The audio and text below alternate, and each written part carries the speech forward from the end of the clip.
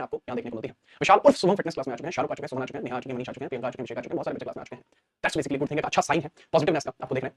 तो बैकग्राउंड की बात करते हैं, ऐतिहासिक पृष्ठभूमि की बात करते हैं। सबसे पहले क्योंकि मैंने कहा था कि ये चीजें आपको पढ़नी पड़ेंगी इसमें, तो सबसे पहले बैकग्राउंड ऑफ नेशनल इनकम पढ़ेंगे, फिर जीडीपी, फिर एनडीपी, फिर जीएनपी और एनएनपी की बात करेंगे। ठीक है, कोशिश करेंगे इसको आज ही बॉडी टाइप करके खेल खत्म कर दें। इसका आधार क्या होता है, गणना कैसे की जाती है, भूमिका क्या है, सबका सब कुछ आज हम देखने वाले हैं। फटाफट से इसके अंदर आप देखना शुरू कीजिए। सबसे पहले हम बात करते हैं राष्ट्रीय आय की, ऐतिहासिक पृष्ठभूमि, राष्ट्रीय आय, national income, historical background, national income, historical background, historical background, historical background, ऐतिहासिक पृष्ठभूमि, ऐतिहासिक पृष्ठभूमि, पृष्ठभूमि, ऐतिहासिक पृष्ठभूमि। ठीक है मेरे भाई जी। तो बस इस पर लिखना शुरू कीजिए, शुरुआत करते हैं, प्रारंभ करते हैं, बिना परेशानी के। तो सर्वप्रथम भारत में राष्ट्रीय, सबसे पहले राष्ट्रीय आय होती है, एक छोटी सी डेफिनेशन लिख लीजिए। संपूर्ण राष्ट्र के द्वारा अर्जित की जाने वाली आय, एक वित्तीय वर्ष में संपूर्ण राष्ट्र द्वारा अर्जित की जाने वाली आय, संपूर्ण राष्ट्र द्वारा अर्जित की जाने वाली आय, की जाने वाली आय, की जाने वाली आय राष्ट्रीय आय कहलाती है। Income which is earned throughout the year by a country is called the national income. After this now we come on राष्ट्रीय आय के अंदर इसकी ऐतिहासिक पृष्ठभूमि को समझते हैं, इसकी ऐतिहासिक पृष्ठभूमि को समझते हैं। पृष्ठभूमि देख लीजिए। तो सर्वप्रथम भारत में राष्ट्रीय आय की गणना, भारत में राष्ट्रीय आय की गणना, भारत में राष्ट्रीय आय की गणना, आय की गणना 1868 के आधार पर की गई थी, वर्ष 1868 के आधार पर की गई, आधार पर हुई, आधार पर हुई। यह गणना दादा भाई नौरोजी के द्वारा की गई थी, दादा भाई नौरोजी के द्वारा की गई थी, जी द्वारा हुई थी। दादा भाई नौरोजी बहुत क्लासिक आदमी थे, लेकिन ये लाइन भी कि दादा भाई नौरोजी बहुत क्लासिक आदमी थे। ठीक है, और दादा भाई नौरोजी, अच्छा ये जितने भी बच्चे 1867 लिख रहे हैं मेरे बच्चे, 1867 बेस ईयर रहेगा, 1868 करंट ईयर रहेगा, 67 68 वहां पर लिखा जाएगा। ठीक है, 67 68 वहां पर लिखा जाएगा, बेस ईयर नहीं लिखते हैं। लिखना चाहे जो बच्चा चाहे तो 1867 68 लिख सकता है, लेकिन जो चीजें हैं वो बेस ईयर कम ही लिखना प्रेफर करना, 67 68 लिखते हैं। एक्जेक्टली, दादा भाई नौरोजी के द्वारा की गई थी, जिनको grand old man of India भी बोलते हैं, grand old man of India भी बोलते हैं, ओल्ड मैन ऑफ इंडिया भी बोलते हैं। तो इनके द्वारा पहला आकलन किया गया था। इन्होंने बताया था कि भारत में प्रति व्यक्ति आय, इन्होंने बताया भारत में प्रति व्यक्ति आय, प्रति व्यक्ति आय 20 रुपए थी, 20 रुपए थी, कितनी थी, 20 रुपए। तो भारत में रहने वाला प्रत्येक व्यक्ति 20 रुपए कमा रहा था। तो सर इससे राष्ट्रीय आय की गणना कहां हुई, इससे राष्ट्रीय आय कैसे निकलेगी? याद रखना, राष्ट्रीय आय का एक फॉर्मूला होता है, राष्ट्रीय आय को बोलते हैं एनआई, नेशनल इनकम का एक फॉर्मूला होता है, population multiply by, population multiply by प्रति व्यक्ति आय, प्रति व्यक्ति आय, प्रति व्यक्ति आय। इस बात का मतलब जितनी पॉपुलेशन होगी उसमें प्रति व्यक्ति आय लगा देंगे, इससे फॉर्मूला निकल आता है। ठीक है, इसको बोलते हैं per capita income. Per capita income 20 बताई गई थी। अच्छा, उन्होंने किसके कान में बताई थी? सर उन्होंने किसी के कान में नहीं बताई। ये बात कैसी बात करते हो सर, आप तो मजाक करते हो भाई, मैं मजाक नहीं करता। ठीक है, चलिए बात ये कि अगर आपसे पूछा जाए प्रति व्यक्ति आय कैसे मतलब निकाली थी उन्होंने, कैसे उन्होंने ज्ञात की थी, तो पहली बात तो नहीं बता दूं, इन्होंने बुक प्रकाशित की थी, दादा भाई नौरोजी की एक बुक थी, दादा भाई नौरोजी की एक बुक थी। ठीक है, दादा भाई नौरोजी की क्या थी, दादा भाई नौरोजी की एक बुक थी जिस बुक का नाम है poverty and un-British rule in India, poverty and un-British rule in India, un-British rule in India, rule in India. तो ये जो इनकी बुक है, इस बुक में इन्होंने प्रति व्यक्ति आय का डेटा पब्लिश किया था, इस बुक में इन्होंने प्रति व्यक्ति आय का डेटा पब्लिश किया था, परंतु इसको सैद्धांतिक नहीं माना गया, परंतु इसको सैद्धांतिक नहीं माना गया, लिख लीजिएगा इस बात को भी, परंतु इस गणना को, इस कैलकुलेशन को सैद्धांतिक नहीं माना गया। ठीक है, इसको फिक्शनल माना गया, सैद्धांतिक प्रिंसिपल के अकॉर्डिंग नहीं माना गया, सैद्धांतिक नहीं माना। उसके पीछे का रीजन क्या है? क्योंकि दादा भाई नौरोजी अर्थशास्त्री नहीं है। रीजन, दादा भाई नौरोजी अर्थशास्त्री नहीं है, दादा भाई अर्थशास्त्री नहीं है, इकोनॉमिस्ट नहीं है, इसलिए अर्थशास्त्री नहीं है। इस वजह से इस वाली गणना को स्पेसिफिक नहीं माना जा सकता, और ना ही हम इसको आगे किसी भी प्रूफ के तौर पर शो कर सकते हैं, आगे किसी भी प्रूफ के तौर पर शो कर सकते हैं। तो याद रखिएगा, ठीक है, नेशनल इनकम के बारे में। अंडरस्टैंड? Yes sir. ठीक है बेटा, आप नोट्स बनाते रहिए रेगुलर। अब शायद सर मैं रोज जाऊंगा, शाबाश बेटा, इसको नोट करके आगे बढ़ते हैं, दो मजा तरीके से नोट कीजिए। ठीक है, चलिए। इसके बाद आपसे एक सवाल पूछा जाता है कि द्वितीय बार जो गणना है वो किसके द्वारा की गई थी? द्वितीय बार जो गणना है वो किसके द्वारा की गई थी? द्वितीय बार जो गणना है वो किसके द्वारा की गई थी, या फिर साइंटिफिक या सैद्धांतिक तौर पर गणना किसके द्वारा की गई? तो उसको लिखिए। सैद्धांतिक तौर पर प्रथम गणना कब होती है? सैद्धांतिक तौर पर। ठीक है, और दूसरी गणना या आप कह दीजिए अर्थशास्त्री द्वारा पहली गणना, अर्थशास्त्री द्वारा पहली गणना कब हुई थी? अर्थशास्त्री के द्वारा पहली गणना कब हुई थी? ईयर याद रखिए 1931-32 आप याद रखना। द्वितीय गणना उसको कहा जाएगा वीकेआरवी राव के द्वारा, वीकेआरवी राव के द्वारा की गई है। अर्थशास्त्री के द्वारा 1931-32 में की गई थी, 32 के द्वारा की गई थी, वीकेआरवी राव के द्वारा, बाय वीकेआरवी राव के द्वारा। ठीक है, और ये एक अर्थशास्त्री है, इकोनॉमिस्ट है, यह एक अर्थशास्त्री है, इकोनॉमिस्ट है, और इन्होंने पहली बार एक अर्थशास्त्री के तौर पर भूमिका निभाते हुए गणना की थी, और इन्होंने बताया था कि भारत के अंदर प्रति व्यक्ति आय 65 रुपए है। इन्होंने डिस्क्रिप्शन दिया था भारत में प्रति व्यक्ति आय 62 रुपए है, 62 रुपए। अगर देखो उस समय भी भारत की स्थिति बहुत खराब है, 62 रुपए बहुत बेकार आया है। अगर आपको बताऊं, मतलब इसमें क्या है कि एक व्यक्ति मात्र 62 रुपए कमा पा रहा है, एक व्यक्ति केवल 62 रुपए कमा पा रहा है, 62 62 रुपीज ओनली, जो बहुत ही बेकार कंडीशन है। इससे तो 20 की कंडीशन। देखो दादा भाई नौरोजी को भले ही आप अर्थशास्त्री ना कहो, लेकिन भाई वो काफी बेहतर ढंग के ज्ञानी आदमी थे। इंडिया के बाहर भी उन्होंने काफी जलवा जो रखा है। कांग्रेस की स्थापना में उनका बहुत बड़ा लेवल रहा है। ठीक है, तो एक बात ये है कि 62 20 से लेकर 62 रुपए। तो आपका कहने का मतलब ये है कि लगभग 30 साल ये हो गया, 30 साल हो गया, लगभग 60 वर्ष के अंदर, 60 वर्ष के अंदर जो हमारी आय है वो 3 गुनी हो गई। 60 वर्ष में हमारी आय 3 गुनी हुई। तो ये बहुत गंदा स्केल है। 60 वर्ष में आप सिर्फ आय को 3 गुना कर पाए। जो ब्रिटिशर्स हमारे ऊपर उस टाइम पे रूलिंग में थे, एडमिनिस्ट्रेशन में थे, तो 60 वर्षों में हमारी आय को सिर्फ 3 गुना कर पाए थे, जो कि बेसिकली बहुत गंदी कंडीशन है, कह सकते हैं अच्छी कंडीशन नहीं। अर्थशास्त्र लैग कर रहा है, तो काफी माहौल खराब हो जाता है। खैर छोड़िए, उसके बाद देश को आजादी मिलती है। इन 1947 इंडिया गॉट इट्स फ्रीडम। 1947 में देश को आजादी मिलती है। 1947 में देश को आजादी मिलती है। ठीक है, 1947 में देश को आजादी मिलती है। 1947 में देश को आजादी मिली, देश को आजादी मिली, आजादी मिली। 1947 देश को आजादी मिली। और जैसे ही देश को आजादी मिल जाती है, उसके बाद बाकी लोग धीरे धीरे आएंगे और माहौल बनाने की कोशिश करेंगे। एक राष्ट्रीय आय समिति का गठन किया जाता है। एक राष्ट्रीय आय समिति का गठन किया जाता है। एक राष्ट्रीय आय समिति का गठन किया जाता है 1949 में। 1949 में और राष्ट्रीय आय समिति का गठन किया गया। राष्ट्रीय आय समिति का गठन किया गया। समिति का गठन किया गया। यह राष्ट्रीय आय समिति का गठन जवाहरलाल नेहरू ने किया था। जवाहरलाल नेहरू ने किया था। लेकिन इस राष्ट्रीय आय समिति का अध्यक्ष पीसी महालनोबिस को बनाया गया। लेकिन इसका अध्यक्ष पीसी महालनोबिस को बनाया गया। महालनोबिस को बनाया गया। पीसी महालनोबिस भी एक अच्छे अर्थशास्त्री हैं, एक अच्छे नीतिविद हैं, मतलब जो अच्छी पॉलिसीज बनाते हैं, काफी फेमस लगती हैं पीसी महालनोबिस। तो इनके द्वारा राष्ट्रीय समिति का गठन किया गया नेहरू साहब के द्वारा, और ये उसके साथ शामिल हो जाते हैं। और ये उनके साथ शामिल हो जाते हैं। बिना परेशानी के आप यहां तक भी चीजों को याद रख पाएंगे। बिना परेशानी के आप चीजों को यहां तक भी याद रख पाएंगे। फटाफट नोट कीजिए।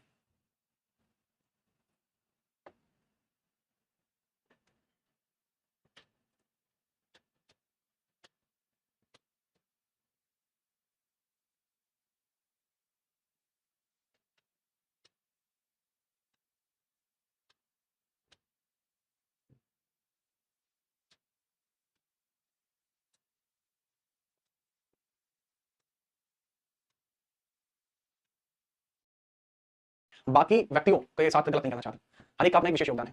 देखो, अगर आपसे कोई पूछे कि आपके जीवन काल में सबसे अच्छे टीचर कौन रहे हैं, मान के चलो आप किसी टीचर का नाम लेते हो, तो क्या बाकी टीचरों ने आपके साथ मेहनत नहीं की है? तो आप किसी एक टीचर को ग्लोरीफाई करने के लिए बाकी टीचरों को धूमिल नहीं कर सकते। हाँ, ये कह सकते हो वो सबसे अच्छे हैं, बाकी भी अच्छे हैं।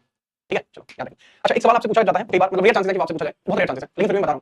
आपसे सवाल पूछा जाता है, तो राष्ट्रीय आय समिति का गठन 1949 में हुआ था। इस समिति के अन्य सदस्य कौन है? ये तो हो गया अध्यक्ष। अन्य सदस्य देख लीजिए। अन्य सदस्य अभी फिर से बता रहा हूं, चांसेस बहुत रेयर है कि आपसे अन्य सदस्य पूछ लिए जाए, लेकिन आपको जैसा कि पता भाई छोड़ता नहीं है किसी को भी। Doctor N V Gadgil, Gadgil, doctor N V Gadgil इसके अंदर शामिल थे, और वी के आर वी राव भी इसमें शामिल थे। वी के आर वी राव, वी के राव भी इसमें शामिल थे। वी के राव भी शामिल थे और एन वी गॉडगिल भी इसमें शामिल थे। आगे चलकर इनकी भूमिका विशेष तौर पर देखने को मिलेगी। इसी समिति के द्वारा सिफारिश की गई, इसी समिति द्वारा सिफारिश, इसी समिति के द्वारा सिफारिश की गई, इस समिति के द्वारा सिफारिश की जाती है। और 1950 में एनएसएसओ की स्थापना की जाती है, सिफारिश की गई। और 1950 में एनएसएसओ बनता है।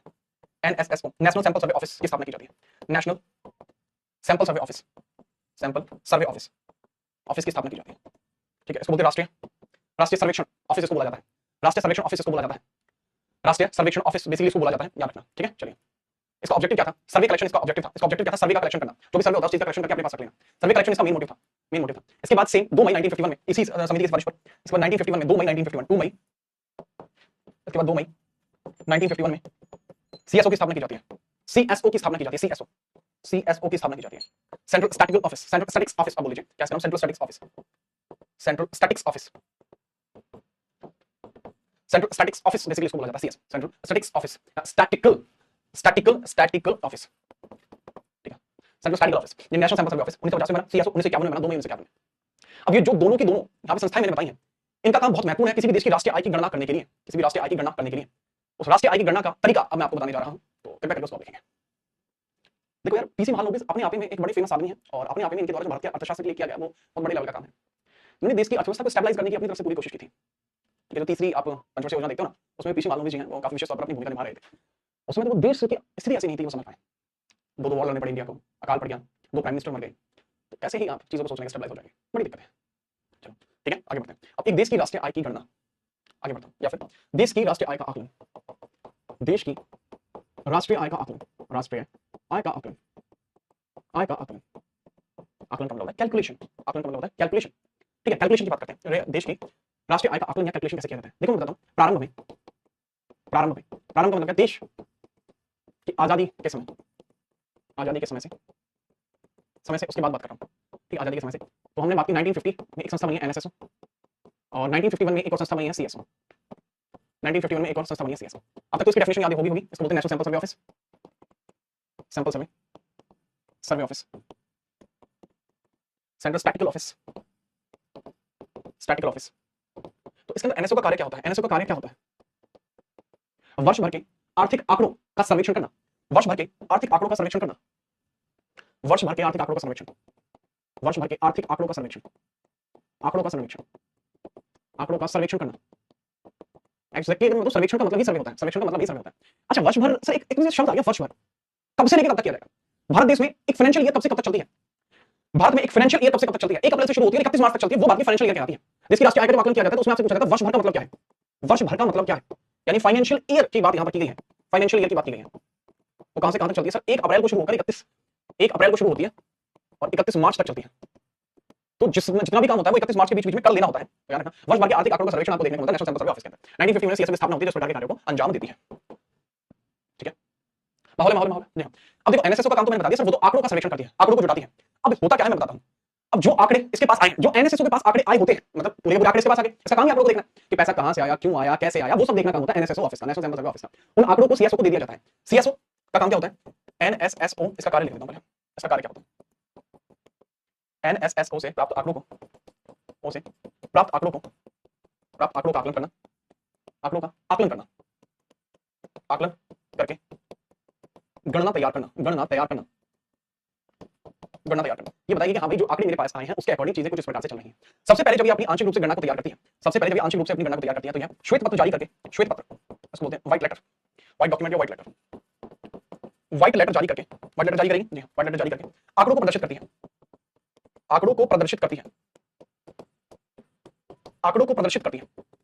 जब एक बार उन आंकड़ों को प्रदर्शित कर दिया जाता है, जब एक बार उन आंकड़ों को प्रदर्शित कर दिया जाता है, उसके बाद यह अपनी रिपोर्ट जारी करती है, उसके बाद यह अपनी रिपोर्ट जारी करती है, जिसमें ठीक है, उसके बाद यह अंतिम तौर पर अपनी रिपोर्ट जारी करती है, उसके बाद अंतिम तौर पर रिपोर्ट जारी की जाती है, उसके बाद अंतिम तौर पर रिपोर्ट जारी की जाती है, अंतिम तौर पर रिपोर्ट जारी की जाती है, रिपोर्ट जारी की जाती है, जारी की जाती है, जाती है, जिसमें नेशनल इनकम, नेशनल इनकम और पर कैपिटल इनकम का जिक्र होता है, जिसमें national income, national income and per capita income का जिक्र होता है, पर कैपिटा इनकम का जिक्र होता है, इनकम का जिक्र होता है, नेशनल इनकम और पर कैपिटा इनकम का जिक्र होता है, जिसमें नेशनल इनकम का जिक्र होता है और पर कैपिटा इनकम का जिक्र होता है, दोनों ही इनकम का जिक्र इसके अंदर होता है। मार्च 31 क्लोजिंग होती है, इसमें क्लोजिंग जो बच्चे पूछ रहे हैं क्लोजिंग क्या होती है? ये क्लोजिंग होती है, ओपनिंग 1 अप्रैल होती है, हमेशा यही डेटा होता है।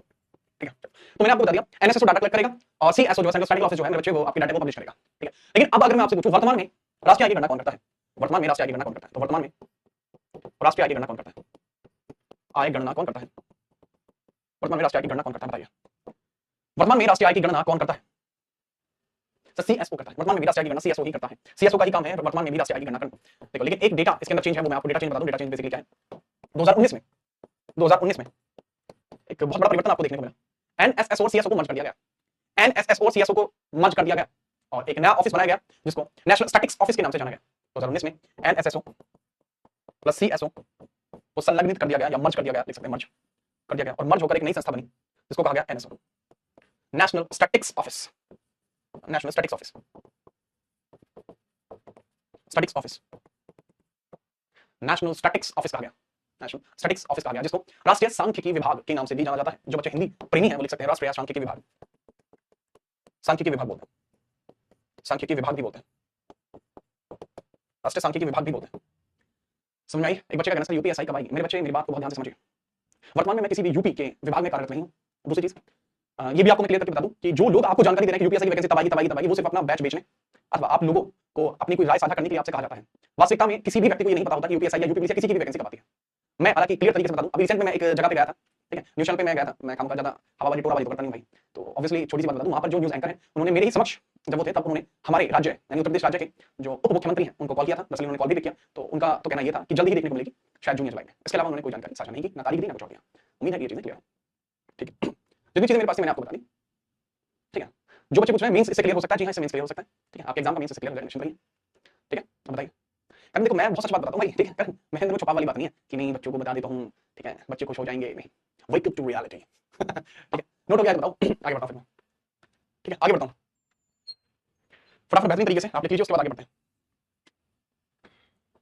बताइए सर ने भी कैलेंडर जारी करना चाहिए वैकेंसी का। भाई करना तो बहुत कुछ चाहिए, करना तो आपको भी शादी चाहिए संदीप, पर शादी करते हो करने से नहीं होगा, होने की बात है सारी। सबसे पहले अब हम बात करेंगे उत्पादन विधि के बारे में, उत्पादन विधि के बारे में बात करते हैं। इन सब के बाद हम बात करते हैं नेशनल इनकम के आकलन के बारे में। जो डेटा होता है वो मैंने आपको व्हाइट लेटर क्या होता है, व्हाइट लेटर यानी श्वेत पत्र होता है जिसमें आंकड़ों को प्रदर्शित किया जाता है सीएसओ के द्वारा, जो एनएसएसओ के द्वारा तैयार करके ये अपने सारे डेटा को कंप्लीट करता है, तो सीएसओ उसको शो करता है कि भाई मेरे पास तो ये डेटा आ रहा है। उसके बाद उस डेटे को सभी विभागों को भेजा जाता है कि भाई तुम्हारी आय इसके अकॉर्डिंग इतनी आ रही है, क्या ये सही है? फिर वो उसको मंजूरी देते हैं, हाँ ये सही है। उसके बाद वो कंप्लीट डेटा जारी करता है जिसको नेशनल इनकम कहा जाता है। ठीक है, चलिए भाई आगे हम बढ़ते हैं। राष्ट्रीय आय के आकलन की विधियां, या विधि किसी लड़की का नाम नहीं है, विधि का मतलब होता है मेथड्स। राष्ट्रीय आय के आकलन की विधियां, ठीक है, क्योंकि यहाँ विधि किसी लड़की का नाम होता तो एक होती, यहाँ विधियां हैं। राष्ट्रीय आय के आकलन की विधियां, राष्ट्रीय आय के आकलन की विधियां, आकलन की विधियां। आई रिपीट कि विधियां यहाँ किसी लड़की का नाम नहीं है, ठीक है, याद रखना। सबसे पहले आप लिखेंगे methods of calculation of national income, methods of calculation of national income, methods of calculation of national income. और सबसे पहला जो मेथड है, सबसे स्पेसिफिक मेथड आपको यहाँ देखने को मिलता है, इस मेथड को हम बोलते हैं उत्पादन विधि। इस मेथड को हम बोलते हैं उत्पादन विधि, प्रोडक्शन मेथड जिसको बोलते हैं, प्रोडक्शन मेथड जिसको बोलते हैं, उत्पादन विधि यानी प्रोडक्शन मेथड। सबसे फेमस विधि है उत्पादन विधि,